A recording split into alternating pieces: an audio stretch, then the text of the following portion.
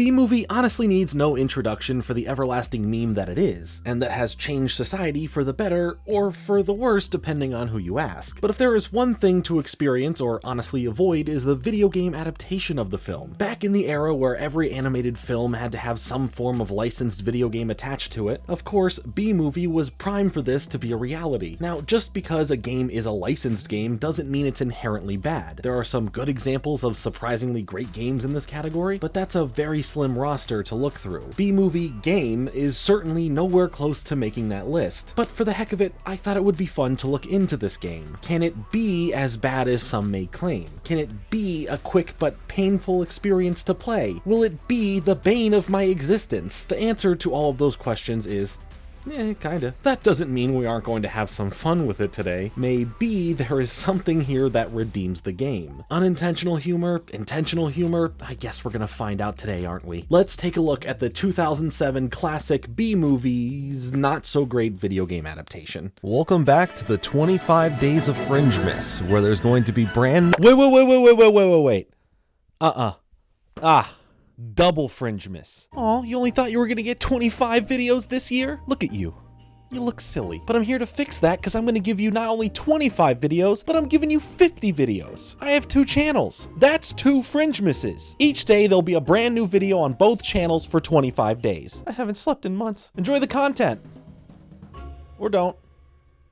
As we start things off here, I can't just breeze by the fact that this game is developed by Beenox, and you can't tell me otherwise that they weren't made to develop this game for Activision based on their name alone, and some gaming business bigwig wasn't laughing their behind off because of it. Now, the game is essentially like playing through the movie, as most licensed games are, but there is an added bonus of it being told as a flashback to play through the missions that equates to the story itself. These flashbacks are done through an interview on New Hive Tonight, adding in some new dialogue and I guess scenes that felt enough like the movie to be a treat for those who were craving just a little bit more from the film. But surrounding that story is a whole lot to do, and by a whole lot to do, I mean a bunch of chores as the general gameplay. For the most part, it's just doing missions that focus on literal jobs and tasks within the beehive itself, running, flying, or driving around New Hive City, or going outdoors to experience the wonders of pollination. I don't think I need to spell out the plot of this game for you, as it's literally just the movie for the more focused parts of the game that you progress through. But the cutscenes you get here are just worse animated versions of the scenes from the movie itself. The character models look off and sometimes get all wonky, the dialogue in the game sometimes just cuts off sentences, and this might just be a precursor to how much I hate the rain in Breath of the Wild, because my god, does it rain outside a lot and you have to navigate the raindrops, slowing down the gameplay both literally because of the time it takes to do so, but also because you have bee reflexes that let you slow down time. Touching back on the cutscenes, however, there is an odd charm to just how janky and lackluster they are, giving so many unintentional laughs because of it. So to that power, the game can be a hoot to experience the movie in this format. It's just so odd, as it felt like there were some cool ideas that could have been explored with how the game gives you a lot of freedom to explore the world, but it's sadly so underutilized that I'd rather not have it at all if it's just pointless anyway. Like getting to explore New Hive City. I can drive any car I want around the recreated area, but there's nothing to do aside from going to your objectives to start missions that really give you the fulfillment of what it means to literally be a worker bee by working. Hooray, this is so much fun. It at least gives you some collectibles to collect as a treat for exploring the area, but other than that, it just feels empty because of it being this semi-open world experience with little to do in it. Going outside to explore the world itself, you're mainly going up to flowers that are all nice and healthy, glowing with pollen for you to collect, and bring it to sad and dying flowers that need some pollen to become all better again. You also have missions where you get to take down or shoot other flying bugs that are your sole enemies in the game, aside from anything that is tied into the movie itself and has you dealing with Ken since you're trying to mac on his girl Vanessa, or just fighting in the legal system over the humans stealing honey from the bees for profit. Barry B. Benson.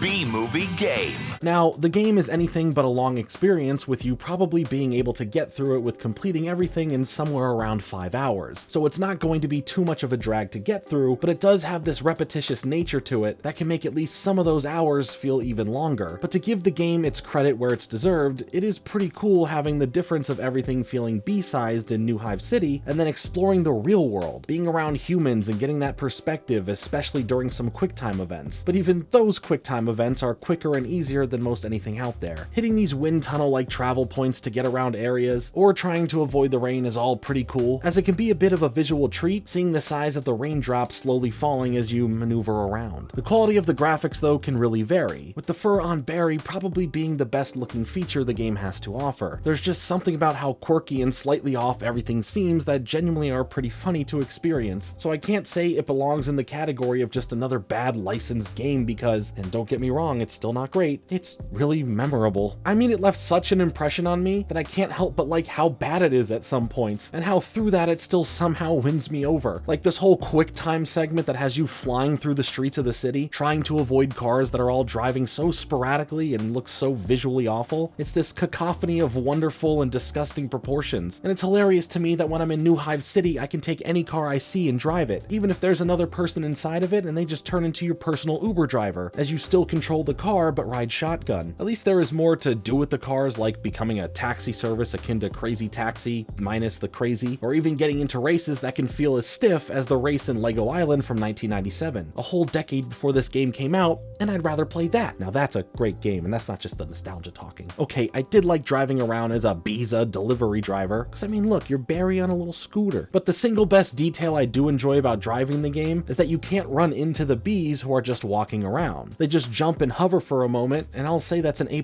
detail right there. This double Fringe Miss is brought to you by Gamer Subs. If you heard rumors about yesterday, I'm here to tell you they're correct. After you guys literally took all of the free samples away from Gamer Subs, I asked them, hey, could we do that again for them? Can we make the free samples absolutely free? No shipping and handling, no credit card required. You just hit add to cart, it's 000, and it ships directly to you, wherever you're at. And they said, yeah, all right. There's only 48 hours to get those free samples for you to just try it. I just want you to try it. And technically, now we're down to 24 hours. I really hope when I'm editing this, I put a funny joke about the show 24 and the clock ticking down. So go ahead, get your free samples absolutely free while you still can. And if you're looking to buy something anyway, I have a code for you. It's called Code Fringe. It gets you 10% off. And it really supports the channel. All of the work shifts that you have to do feel like worse and slower versions of mini games that could be visually better anywhere else. Aesthetically, sure, it fits into the small bee world Barry lives in, but I don't know, I really feel that there could have been some really cool concepts to play with that fit the same vibe. The shooting segments when you face off against hornets or dragonflies are so hectic that it nearly gives me motion sickness, and I only get that when I play VR for way too long. There's these invisible walls that you can hit in such a small area, like with the dragonflies that constantly gets annoying when the game forcibly stops you to spin you back around in the right direction. And I wasn't even moving that far away from where I needed to be in the fight. But if you truly want just a little more out of your experience in the game, why not play literal rip-off versions of classic arcade games that all have a bee theme to them now, like Freeway, which is just Frogger, and Hive Attack, which is just Space Invaders. Another concept that is cute in its idea that if fleshed out more with a bunch of arcade game rip-offs could have way more charm than what there is to offer. Now, what type of person would I be if I didn't recognize that I am viewing a game clearly made for the target demographic of the movie when it came out? It's easy and really just put out there for parents or adults to not know any better and buy for their kids. At least that's mainly why a lot of these licensed games are made. There at least was some fun that Beanox had here and some ideas they couldn't expand on thanks to the time constraints of fast turnarounds on these type of games, as they have to meet the deadlines of releasing around the movie's release. But here's the thing that happens with these movie-based games that tell the same story of the movie. They usually come out right before the movie drops, therefore kind of spoiling the movie. And B-Movie Game here is no exception, releasing on October 30th, 2007, while the movie wouldn't release until 3 days later on November 2nd, 2007. That usually wouldn't bother me in general. I feel the companies publishing these games are not banking on many sales until kids have had a chance to see the movie anyway. But if you did get the game 3 days before the movie released because you were just so excited for Jerry Seinfeld as a bee that you need to play as him, the story of the game being told through these flashback-inducing interviews presents the story to you as if you've already seen the movie. There are references to things that you won't understand that aren't in the game but are in the movie, and spoilers of the movie up front that would make more sense if the game was released after the film. Not that it's a massive world-ending thing, I'm sure the majority of people who did play this game did play it after seeing the movie, but it's just a weird thing to me. The brass tacks here is that it's a small movie tie-in game that is a mix between levels that play out the movie and a ton of random mini-game game-like side quests that you do over and over again